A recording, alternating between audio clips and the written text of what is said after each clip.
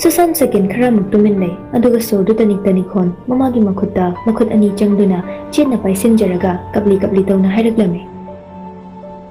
Ai kale am kale ma isagi da khanba mine hairsu ai yarke ado ai am kale ma isi kanaga kidonarage imada singna dahise.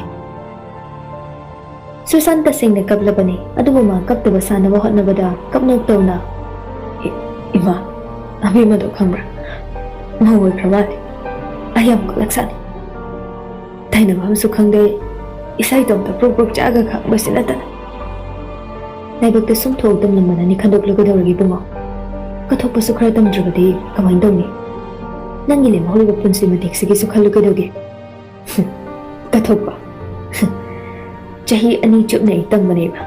Adubu ngamdre. Ay sumang ngamdre. Mabu kathopoy ba. Hira rida magpota amok makata na ay tongge kandre. Kangdera. Kaygino. Abi mase ayang nagsirure ba. Mayam na di. Majinong bini.